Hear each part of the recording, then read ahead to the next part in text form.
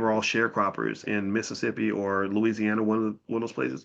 And all 17 of those kids graduated from college, and they had a system. The system was that the first one to succeed was supposed to help the one behind them.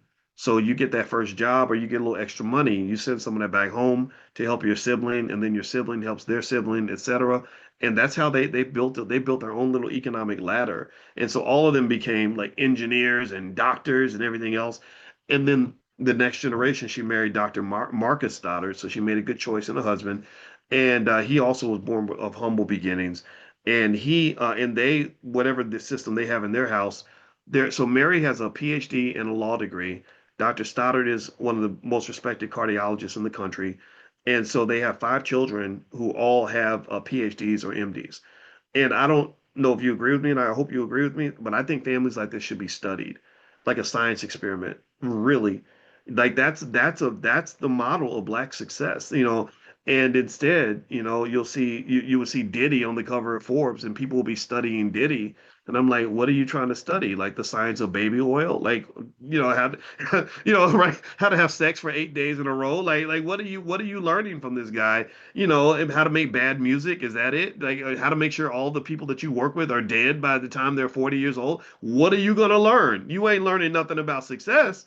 You know, so I'm sorry, but study Dr. Stoddard. You know, that's where the success is. Okay, so I'm gonna ask her to write a book. She should write a book or something. Come in. I'm gonna just ask her to do something because we need to learn from her.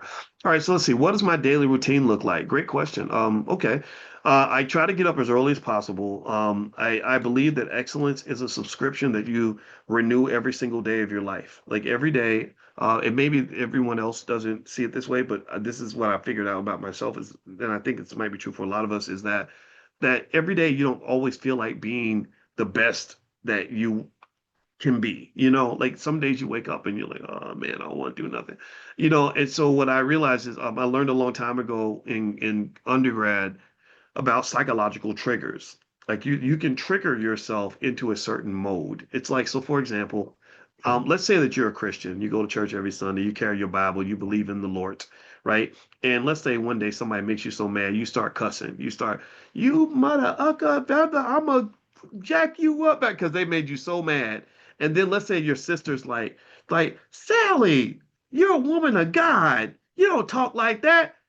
Then what's gonna happen? Sally's gonna be like, yeah, you're right. You're right.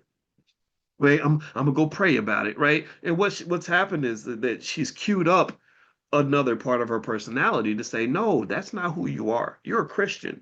Like Christians don't act like that. We don't get loud and ghetto and cuss each other out. You know what I mean? Right. So basically, by reminding yourself of who you are each day, that has to be, I think, a ritual and a process. So what I try to do each morning is I remind myself, who is Boyce Watkins and who is Boyce choosing to be? And it's not who am I choosing to be in general. It's like who am I choosing to be right now today?